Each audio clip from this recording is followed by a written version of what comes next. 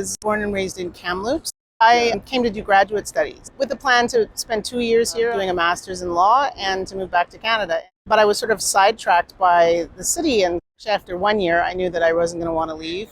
I worked at a big firm in Midtown, and I did that for 4 years, and then at that point, I went to the city.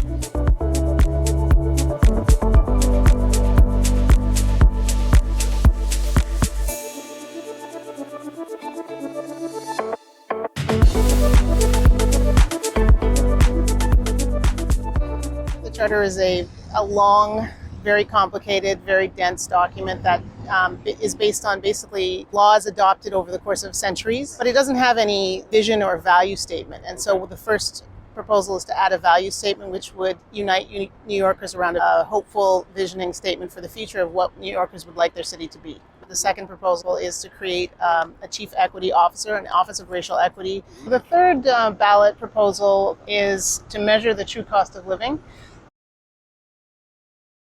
I was responsible for vetting the proposals, making sure that they were legally sound, making sure that we had the power to put those proposals into place if they're voted in, actually drafting the legislation that will implement the proposals if they're adopted. And then I actually physically carried the proposals over to the city clerk's office and delivered it to the clerk. It was stamped received, which is the process by which it's now going to be on the ballot.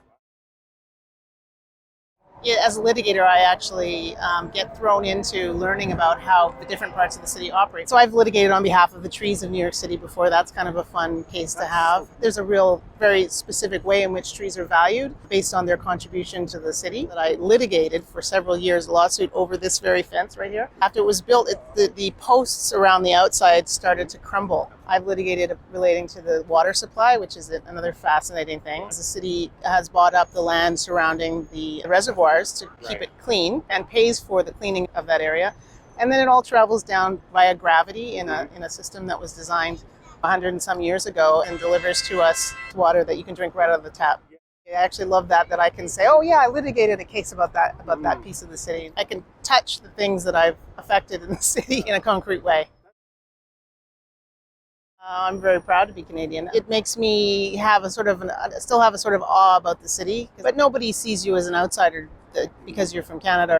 There's been a sort of a tradition, a long-standing tradition of immigrants arriving and contributing greatly to the city, and so I'm welcomed, I think, like everyone else. I think Canadians tend to fly under the radar a little bit more than others because where you're from in Canada, you may have no accent whatsoever to a New Yorker, or you may sound like a Californian. Like to me, I think most of the time that I might be from the West. I think a New Yorker is someone who comes here with a passion for living in the city, for bringing their best self, for succeeding, for making the city a better place. There's room for all of us, and I think that's one of the great things about the city.